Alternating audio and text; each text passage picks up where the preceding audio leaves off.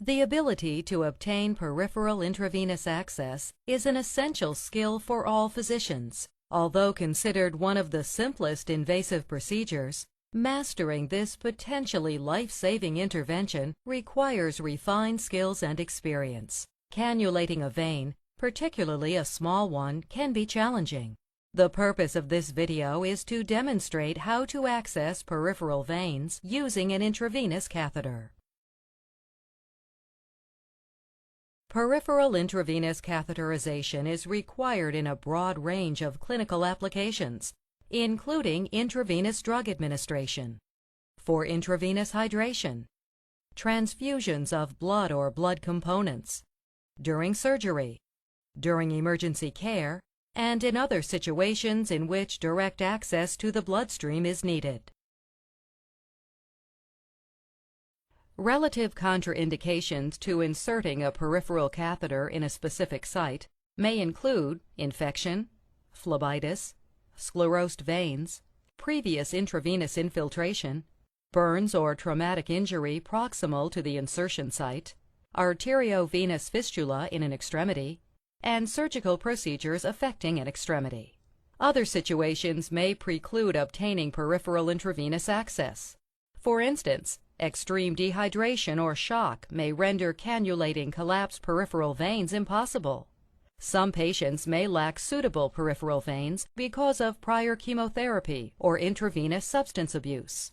When access to peripheral veins is impossible, and in other situations in which accessing peripheral veins may take too long, insertion of a central venous or intraosseous catheter or peripheral venous cut-down may be required.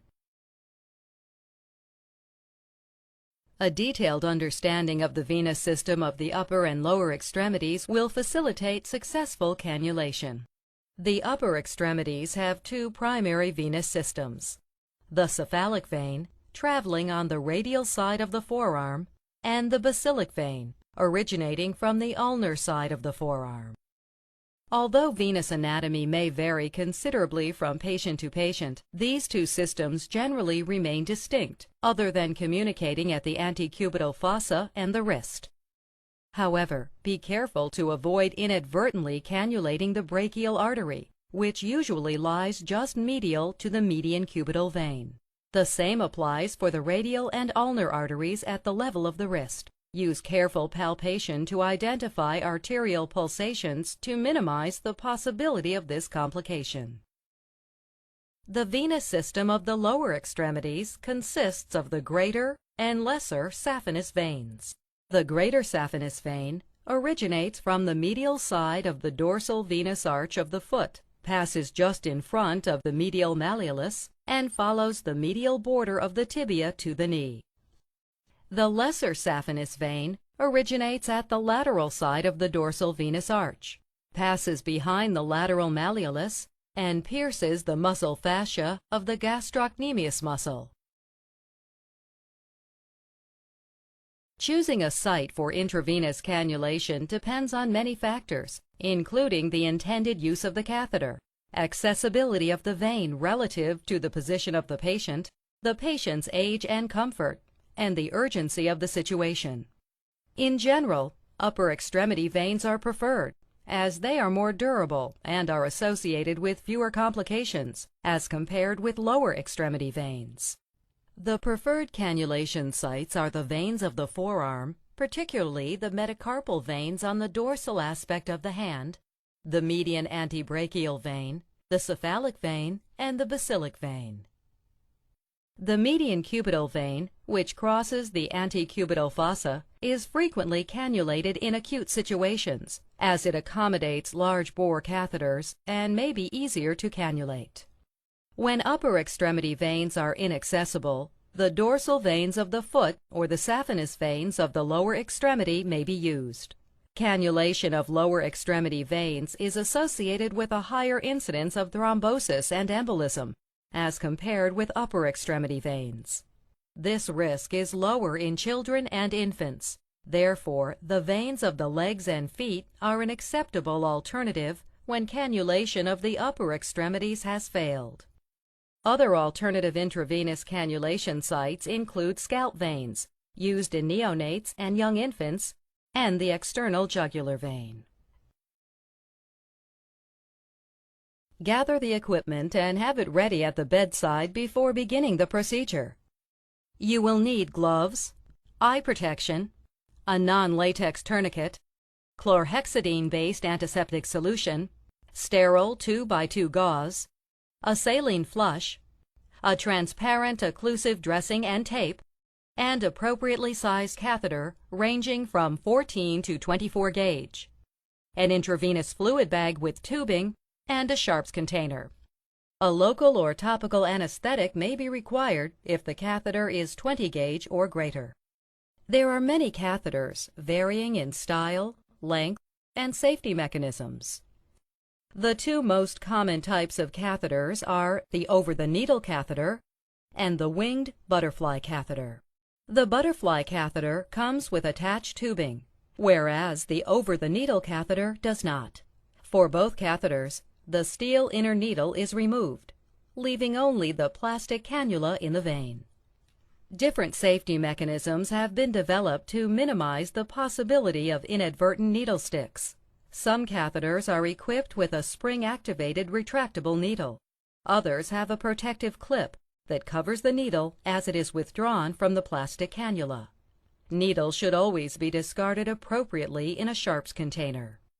The size of the catheter selected will depend on the clinical situation. The smallest effective catheter should be used because small catheters allow for less resistance to blood flow around the cannula and are associated with fewer complications. Large catheters, such as 14 and 16 gauge, are used in acute situations for fluid resuscitation. For example, in managing hypovolemia in a trauma patient or in a patient with severe dehydration. Other factors that may influence the size of the catheter used include age-related vessel size, the need for pressurized boluses for administration of contrast or medication, and the viscosity of the fluid to be infused. Explain the procedure to the patient and address any specific questions or concerns. Discuss potential complications such as bleeding, bruising, and infection. You must follow standard precautions when placing a peripheral venous catheter. This includes washing hands, wearing gloves, and using eye protection because of the risk of blood splatter. When the selected site is in an upper extremity, the patient should be placed in the supine position with the arms supported. A comfortable position for the practitioner and proper lighting are important for successful intravenous cannulation. Tie the tourniquet with a half knot 8 to 10 centimeters above the targeted insertion site.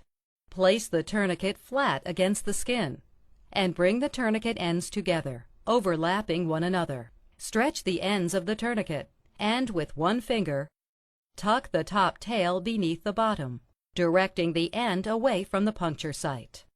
When evaluating a vein for cannulation, inspect and palpate the available veins. Gently tilt the extremity or adjust the angle of the light to reveal better the contours of the vessel. To palpate a vein, place 1 or 2 fingertips over the selected vein and gently apply pressure. Release the pressure to watch and feel the refilling rebound of the vein. An ideal vein feels round, firm, flexible, and full. Once you have selected the vein, clean the site with a chlorhexidine-based antiseptic solution using a back and forth motion. Allow the area to dry completely. Do not repalpate the area. If a larger gauge catheter is used, the site may be anesthetized with a local injection, topical cream, or ethylene glycol cryoanesthesia.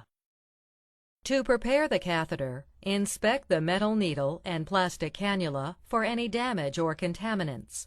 Both should be smooth.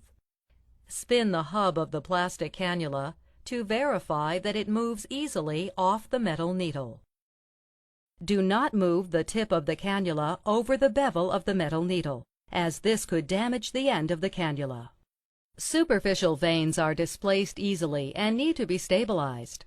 Use your non-dominant hand to apply traction to the skin distal to the venipuncture site. If the catheter is placed in the dorsum of the hand, Grasp the patient's hand with your non-dominant hand, fingers beneath the palm. Pull downward to flex the wrist, and use your thumb to keep the skin taut. If a forearm vein is selected, use your non-dominant hand to encircle the patient's arm. Place your thumb on the skin distal to the venipuncture site and pull down. Regardless of the venipuncture site, always maintain a firm grip on the patient's hand throughout the procedure. With your dominant hand, insert the metal needle bevel up at a 5 to 30-degree angle through the skin and into the vein. The angle used to approach the vein is dependent on the depth of the vein. A lesser angle is required for superficial veins. Do not insert the catheter too deeply, as this risks penetrating the far wall of the vein.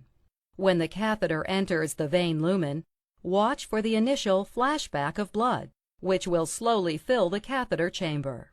Once the metal needle and plastic cannula are in the lumen, lower the catheter so that it is almost parallel to the skin. Hold the end of the catheter with the thumb and index finger of your dominant hand. Maintain tension on the vein and the skin, stabilize the needle, and carefully advance the catheter into the vein. When the catheter has entered the vein lumen completely, remove the tourniquet. To prevent blood loss from the open plastic cannula hub when the metal needle is removed, place direct pressure over the vein proximal to the end of the catheter, and place a gauze pad beneath the cannula hub. Remove the metal needle from the plastic cannula and place it in the sharps container. Never attempt to reinsert the metal needle into the plastic cannula.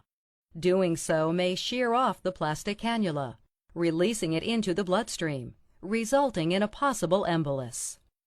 Make sure that the tourniquet has been released, and confirm that the cannula is patent by flushing it with normal saline.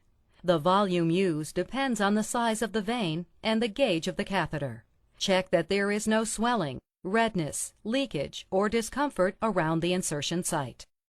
Attach the intravenous fluid tubing to the cannula and start the fluid infusion. Ideally, you should secure the cannula with a transparent occlusive dressing placed over the cannula hub. Confirm that the hub of the cannula is clearly visible through the dressing to facilitate monitoring. After securing the cannula with tape, loop the intravenous tubing and secure it away from the insertion site. Looping the tubing may prevent accidental displacement of the cannula, decrease cannula manipulation, and lower the risk of venous contamination or irritation. It is recommended that you write the date of insertion on the dressing to facilitate determining how long the cannula has been in place. To reduce the risk of infection, continue to review the indications for peripheral intravenous catheterization and remove the cannula as soon as possible. When a vein is difficult to see or to identify on palpation, several methods can be used to increase its dilatation. These include lowering the arm below heart level, gently tapping on the vein, instructing the patient to open and close his or her fist repeatedly, and applying a warm compress to the selected site for 3 to 5 minutes to increase vasodilatation. Transillumination or ultrasound may also be used to help locate a vein. These have been shown to improve the success rate of the procedure and to reduce the amount of time needed to perform it. Blood might flash back into the chamber if the tip of the needle has entered the lumen, but the cannula has not yet entered the vessel lumen itself. This problem can be avoided by reducing the angle of the catheter and advancing the needle a few more millimeters into the vein. A valve within the vein may prevent advancement of an inserted catheter. If this occurs, hold the cannula hub in place, remove the tourniquet, and connect the intravenous tubing to the cannula. Running fluid into the vein may open the valve and allow the cannula to be completely inserted. Occasionally, it is possible to advance the catheter when it is outside the vein or when the catheter has perforated the vein's opposite wall. Either of these situations can cause pain and swelling at the insertion site because the intravenous fluids are administered into subcutaneous tissue, When this occurs, the cannula should be withdrawn completely and another cannula should be placed at an alternative site. When a cannulation attempt is unsuccessful, the subsequent attempt should be performed in a vein proximal to the initial puncture site. The most common complications arising from intravenous cannulation are pain, bruising, bacterial infection, extravasation, possibly leading to necrosis, phlebitis, thrombosis, embolism, and nerve damage. Proper sterile technique and the selection of an appropriately sized catheter should help to avoid these complications.